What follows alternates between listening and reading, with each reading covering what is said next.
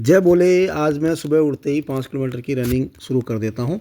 और 5 किलोमीटर की रनिंग करने के दौरान मैं ध्यान रखता हूँ कि पहले कम स्पीड से दौड़ा जाए, धीरे धीरे स्पीड को बढ़ाया जाए और समय को भी बचाया जाए।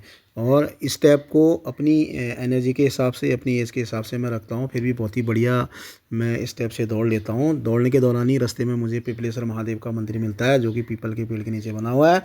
यहाँ से मुझे एक ऊर्जा, एक प्रेरणा मिलती है कि किस प्रकार से ये इतना बूढ़ा पीपल का पेड़ जो कि बिल्कुल ही ख़त्म हो गया है, उसमें पत्ते उग सकते हैं, तो हम भी किसी भी उम्र में अपनी बॉडी को ट्रांसफॉर्मेशन कर सकते हैं और ख़ुद को बहुत ही समृद्ध बना सकते हैं। इसके बाद मैं अपने जिम एरिया में आ जाता हूँ, जो कि घर पे मैंने देसी जिम बना रखा है। यहाँ पे सबसे पहले मैं क्रॉस लेग एक्सरसाइज करता हूँ, अपना पुशअप एक्सरसाइज करता हूँ, जिससे कि खूब पसीना आ जाता है और मैं आगे की एक्सरसाइजों के लिए तैयार हो जाता हूँ।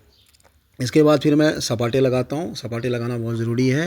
बॉडी को एक अच्छी शेप में लाने के लिए सपाटे लगाना बहुत ज़रूरी है। और कम से कम 50 सपाटे लगाता हूँ मैं डेली। और अगर आपकी क्षमता ज़्यादा है तो आप ज़्यादा भी लगा सकते हैं, बट कम से कम 50 तो लगाने ही चाहिए बॉडी को एक अच्छे शेप में लाने के लिए। और सपाटे लगाने के बाद मैं वेट लिफ्टिंग एक्सरसाइज करता हूँ। मैं कोशिश करता हूँ कि कम वेट से ज़्यादा वेट की तरफ धीरे धीरे जाया जाए। और वेट लिफ्टिंग एक्सरसाइज से मेरी जो अपर बॉडी शेप है वो बहुत ही अच्छी बन जाती है। तो मैं इसे लॉस करता हूँ। ये मेरी पहली एक्सरसाइज है जिम के दौरान करने वाली, जिसको मैं वेट लिफ्टिंग एक्सरसाइज कहता हूँ, और स्ट्रेंथनिंग एक्सरसाइज भी है ये। इसके बाद फिर मैं डंबल्स से अपना जो है कि साइड आर्म्स और बाइसेप्स को चौड़ा करने के लिए बड़े वाले डंबल से एक्सरसाइज करता हूँ।